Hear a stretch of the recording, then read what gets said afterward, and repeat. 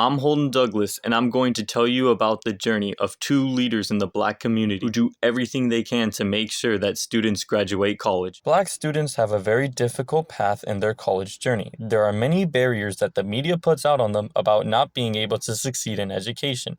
Tremaine Davis, a Cal State Dominguez Hills interim program director, understands the hardships that many Black students have to go through, as he was once a college student fighting a bunch of hardships to get his degree at San Diego State for Africano Studies. Fortunately, he completed his bachelor's in 2007. What helped Tremaine along the way is that he was able to receive help from college campus.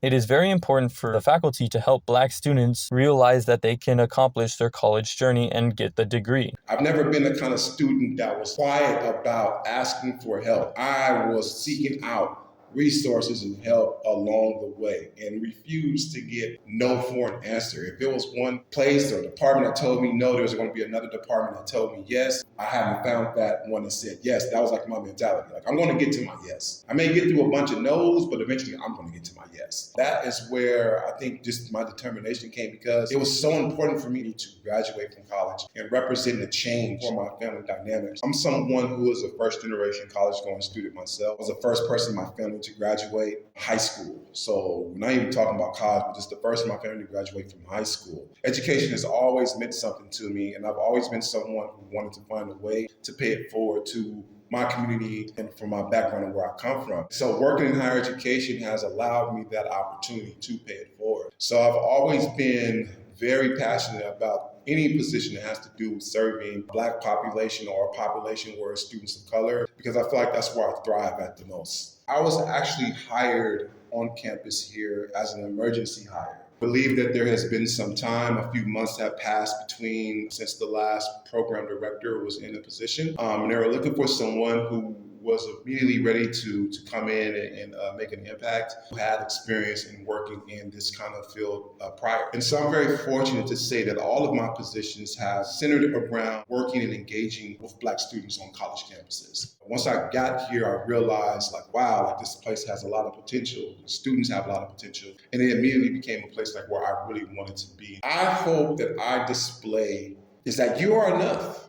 You know what I mean? You have everything that you need to be successful. I don't ever want students to think they have to change who they are, the things that they believe in order to achieve a goal. So I just do my best to ensure through what I say, my actions, my follow-up, my follow-through, that our students understand that they are enough. I think so as long as they have that, they know that, then that helps along the way, because so many of our students are still struggling with imposter syndrome. And what I try to tell our students is you're not the imposter.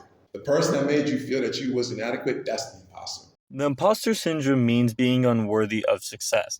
And what Tremaine is trying to say that students should not feel this way about their own abilities. They should be proud of themselves, but it is actually the media will put out many negative narratives that will put down Black students. Anytime there was any kind of information that was being shared about Black students, it always was from highest dropout rate, lowest reading performances, highest or disproportionate prison rates. There was always a correlation between Black students who drop out versus Black students who are now in jail or in prison. There's always that kind of connotation, or Black students didn't want to learn, Black students did not have the capacity to learn. It was always this narrative that was happening when I was growing up, and it's the things that I was learning was a complete counter to that. I was learning about scholars like Huey P. Newton and Malcolm X and Marcus Garvey, and Dr. King graduated early with his PhD when he was 25 years old. Everything I was learning about education and how it's being presented to me, if you are Black and you come from a certain environment, why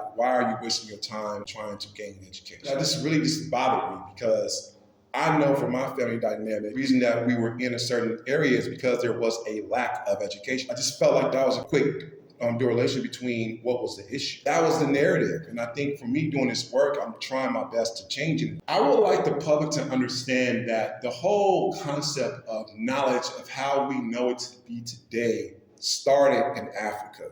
We are not new to knowledge.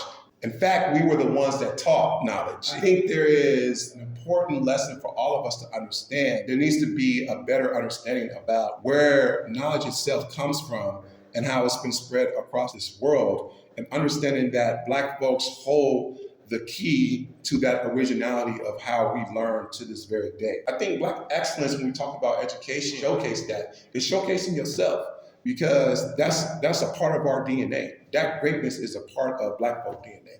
Erin Jones is the program coordinator of the Black Student Resource Center at Cal State Dominguez Hills. She graduated UCLA in 2019 with a bachelor's in Africana Studies. She has also made the journey in completing her degree despite society being against her. She shares a first-hand experience she lived through at UCLA, which showed what society was depicting of Black people. When I had got to UCLA, I met different people from different backgrounds. Like, I had enjoyed my experience so far until maybe like a month into my experience, they had threw like a blackface party. So I actually saw people put black paint on their face and like had like fake chains and like jewelry and like all the things. And this is why I realized media plays such a big role in what your perception of how other groups operate, because those were the stereotypes that in a lot of media that they chose to dress up as. Like I said, like chains. They had like stuff there, like girls, they stuffed their like butts and different things like that. And I saw them like walking across campus to Fraternity Row. And I was like a freshman, I'm like 18 years old. It's like my first semester there. And I realized that at that time, media played such a role in perceptions, because when it came to stereotypes and what they perceived Black people to be and wanted to dress up or cosplay, and that's what they did. While Erin saw how the media stereotyped Black people,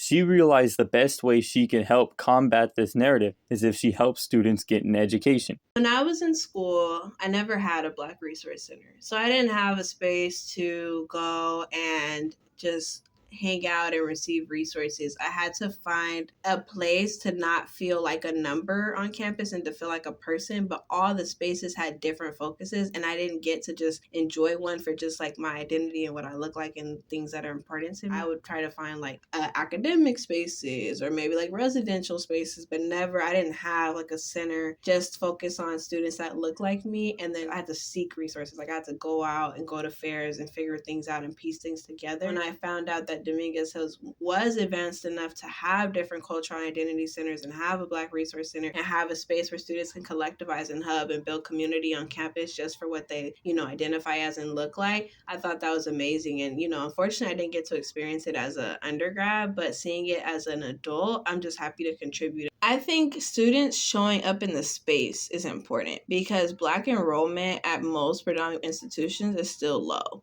And I think not being in the space at all or not matriculating and graduating and like low retention rates is a big problem right now when it comes to African American students in colleges. I think the best thing that Black students can do in terms of fighting stereotypes and being in school is just actually being in school, focusing on school and graduating and then contributing to higher ed space, because honestly the presence is lacking. Have maybe like 3 to 5, max 8 to 7% of Black folks, and what that looks like, that's 8 out of like 100 people. We need to up those numbers if we really want to combat stereotypes. Erin wants her students to know that they are special and are destined to be great in their lives. She believes that the path to success is within them.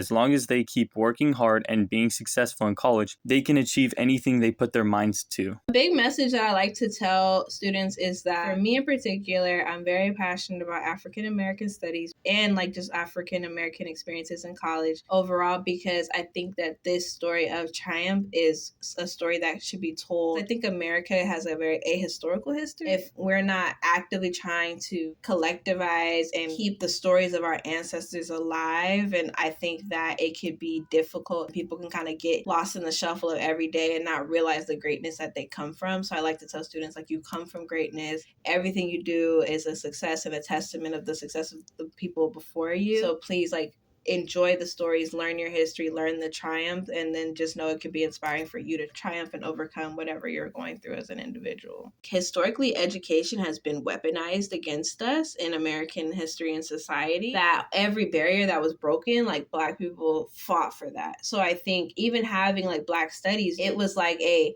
cultural movement that students fought to have their cultural experience identified and recognized in school. Everything that we've built and contributed to education has been a fight. We've never just been able to show up into the space and learn. It's been fighting cultural and emotional and social battles to get to school, to stay in school, to study ourselves in school. And so when Black students are able to overcome that and succeed, it's really special because it's really highlighting like your personal things that you've overcome, probably generational gaps that you've overcome for Black students in particular, to highlight the specific struggle that our culture has been through, our people have been through, and our individual students are going through, and to see that people do overcome. There is happy endings. People get their degrees and they're successful. It's a special, unique story of triumph. For students to triumph and achieve excellence in Black education, they must receive guidance. Tremaine Davis and Aaron Jones are two people who want to help the next generation succeed and change the stereotypes that the media puts out.